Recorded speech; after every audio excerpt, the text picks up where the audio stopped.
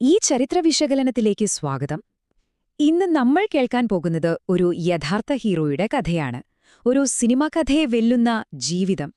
മാരകമായൊരു പകർച്ചവ്യാധിയോടും അതോടൊപ്പം തന്നെ നമ്മുടെ സമൂഹത്തിൽ ആഴത്തിൽ വേരുറച്ചുപോയ ജാതിവ്യവസ്ഥ എന്ന മഹാമാരിയോടും ഒരേ സമയം പൊരുതി ജയിച്ച ഡോക്ടർ പത്മനാഭൻ പൽപ്പു എന്ന ഇതിഹാസത്തിന്റെ കഥ.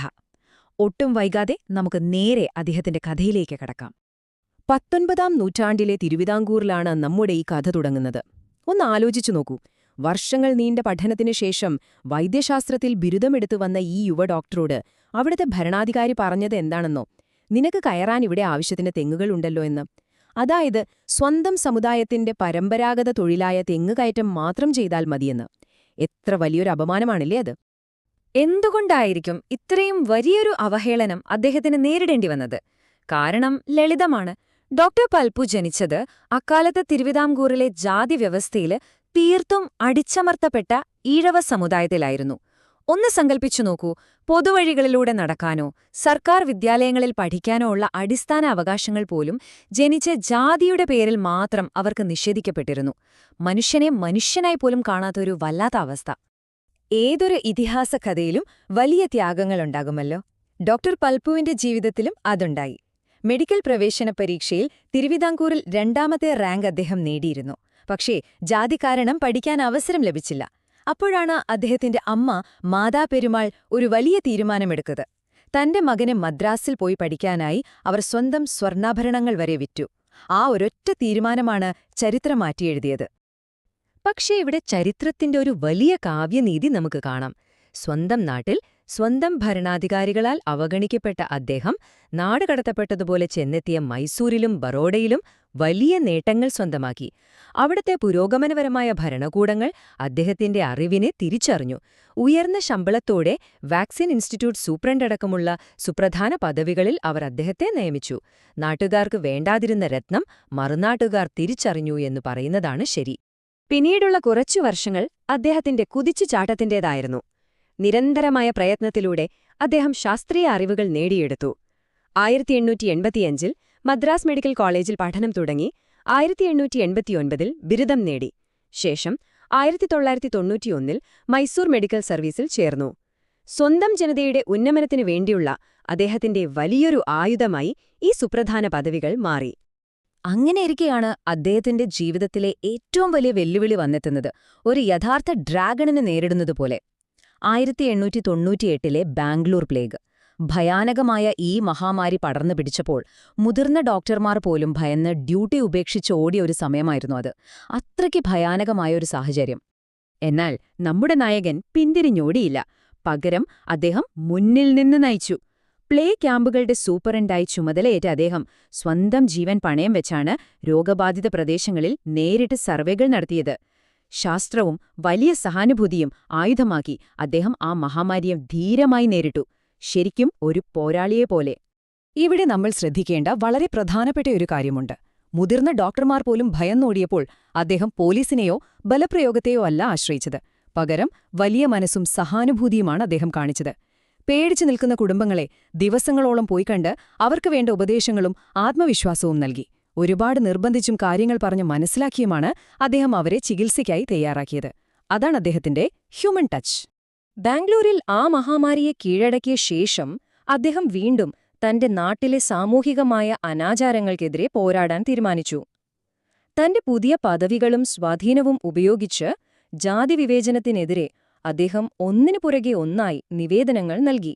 1891-ലെ മലയാളി മെമ്മോറിയലും അതിനുശേഷമുള്ള 1896-ലെ ഈഴവ മെമ്മോറിയലും 1900-ൽ കേഴ്സൺ പ്രഭുവിന് നൽകിയ നിവേദനവുമെല്ലാം ഈ പോരാട്ടത്തിലെ വളരെ സുപ്രധാനമായ ചുവടുവെപ്പുകളായിരുന്നു. ഇതിൽ നമ്മൾ ഓർക്കേണ്ട വളരെ വലിയൊരക്കമുണ്ട്. 13176. അതെ, 13000-ത്തിലധികം ആളുകൾ ചേർന്നാണ് 1896-ൽ ഈഴവ മെമ്മോറിയലിൽ ഒപ്പുവച്ചത്. സർക്കാർ ജോലികളിലെയും വിദ്യാഭ്യാസത്തിലെയും അടിസ്ഥാന അവകാശങ്ങൾ ആവശ്യപ്പെട്ടുകൊണ്ടായിരുന്നു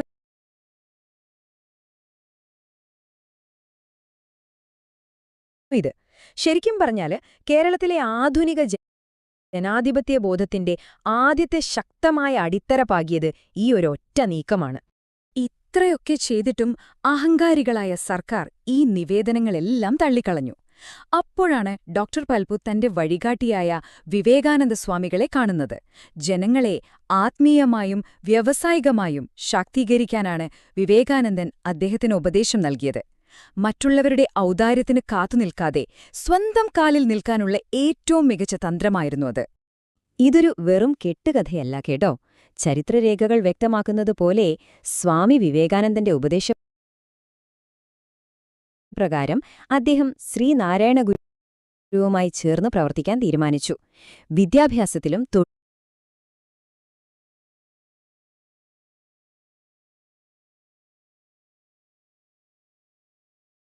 തൊഴിലിലും വ്യവസായത്തിലും ഊന്നിയുള്ള വലിയൊരു മാറ്റം. അതുവഴി കേരളത്തിൽ സമാനതകളില്ല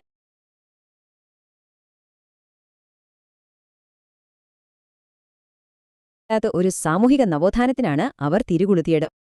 അവരുടെ ആ കൂട്ടായ പോരാട്ടത്തിന്റെ ഏറ്റവും വലിയ ഫലമായിരുന്നു 1903 സ്ഥാപിതമായ SNDP യോഗം. അടിച്ചമർത്തപ്പെട്ടവരുടെ സാമൂഹികവും വിദ്യാഭ്യാസപരവും സാമ്പത്തികവുമായ ഉന്നമനത്തിനായി രൂപീകരിച്ച ചരിത്രത്തിൽ തുല്യതയില്ലാത്ത ഒരു മഹാപ്രസ്ഥാനമായിരുന്നു അത്. ഈ പ്രശ്നങ്ങൾക്കെല്ലാമുള്ള ഒരു ഒറ്റമൂലിയായിരുന്നു ആ കൂട്ടായ്മ എന്ന് നമുക്ക്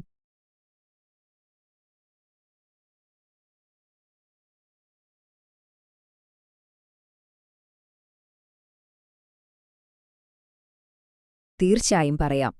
സമൂഹത്തെ താഴെത്തട്ടിൽ നിന്ന് മാറ്റിയെടുക്കാൻ അവർ കണ്ടെത്തിയ തന്ത്രങ്ങൾ ശരിക്കും അതിശയിപ്പിക്കുന്നതായിരുന്നു. അമ്പലങ്ങളിൽ കയറാൻ വിലക്കുണ്ടായിരുന്നവർ സ്വന്തമായി ക്ഷേത്രങ്ങൾ സ്ഥാപിച്ച് അവിടെ അവര് തന്നെ പൂജാരിമാരായി.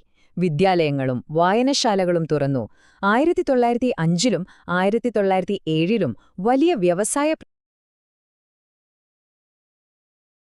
പ്രദർശനങ്ങൾ നടത്തി. ഒപ്പം ഫാക്ടറികളും ബാങ്കിംഗ് സംവിധാനങ്ങളും വരെ സ്ഥാപിച്ചു. ഭരണകൂടത്തിന്റെ വിലക്കുകളെ മറികടക്കാൻ സ്വന്തമായ ഒരു പുതിയ ലോകം തന്നെ അവർ പണിതുയർത്തി. ഇതിന്റെ റിസൾട്ട് എന്തായിരുന്നു എന്നറിയാമോ? ഈ ഒറ്റ കണക്ക് നിങ്ങളെ ശരിക്കും അത്ഭുതപ്പെടുത്തും. 1875 കേവലം 3% ഈഴവ പുരുഷന്മാരുടെ സാക്ഷരതാ നിരക്ക് ഈ ഒറ്റ മുന്നേറ്റത്തിന്റെ ഫലമായി 1941 ആയപ്പോഴേക്കും 46.5% കുതിച്ചുയർന്നു. അവിശ്വസനീയമായ ഒരു മാറ്റം. ഒരു സമൂഹത്തിന്റെ തലവര തന്നെ അവരൊന്നാക്കി മാറ്റിയെഴുതി. ഡോക്ടർ പൽപുവിന്റെ ഒരിക്കലും തളരാത്ത ഈ പോരാട്ടം അദ്ദേഹത്തിന്റെ ജനതയെ ആ ചരിത്രപരമായ ശാപത്തിൽ നിന്ന് പൂർണ്ണമായും മോചിപ്പിച്ചു. പൊതുനിരയിലൂടെ നടക്കാൻ പോലും അനുവദിക്കാത്ത അവസ്ഥയിൽ നിന്ന് മികച്ച വിദ്യാഭ്യാസവും ബിസിനസ് ബോധവുമുള്ള ഒരു ആധുനിക സമൂഹമായി അവർ മാറി. ഇന്ന് അതേ സമുദായത്തിൽപ്പെട്ട ഒരാൾ കേരളത്തിന്റെ മുഖ്യമന്ത്രി പദത്തിൽ വരെ എത്തിനിൽക്കുന്നു എന്നത് ആ മാറ്റത്തിന്റെ യഥാർത്ഥ ആഴം എത്രത്തോളം ഉണ്ടെന്ന് നമുക്ക് കാട്ടിത്തരുന്നു. അപ്പോ ഡോക്ടർ പൽപുവിന്റെ ഈ ഇതിഹാസയാത്രയിൽ നിന്ന് നമ്മൾ എന്താണ് മനസ്സിലാക്കേണ്ടത്? ഒരു വ്യക്തിയുടെ അചഞ്ചലമായ നിശ്ചയദാർഢ്യം കൊണ്ട് ഒരു മാരകമായ മഹാമാരിയെ തടഞ്ഞു നിർത്താനും നൂറ്റാണ്ടുകൾ പഴക്കമുള്ള ഒരു സാമൂഹിക വ്യവസ്ഥയെ വേരോടെ പിഴുതെറിയാനും കഴിഞ്ഞെങ്കിൽ ഇന്നത്തെ കാലത്തെ ഏതു പ്രതിസന്ധികളെയാകും നിങ്ങളുടെ നിരന്തരമായ ഇടപെടൽ കാത്തിരിക്കുന്നത്? അദ്ദേഹത്തിന്റെ ആ ശാസ്ത്രബോധവും സംഘാടന മികവും അതിലുപരി ആ വലിയ സഹാനുഭൂതിയും ഇന്നത്തെ നമ്മുടെ വെല്ലുവിളികൾ നേരിടാൻ നമുക്കെങ്ങനെ ഉപയോഗിക്കാം എന്ന് നമുക്കൊന്ന് ചിന്തിക്കാം. ഈ വിശകലനം കണ്ടതിന് നന്ദി. വീണ്ടും കാണാം.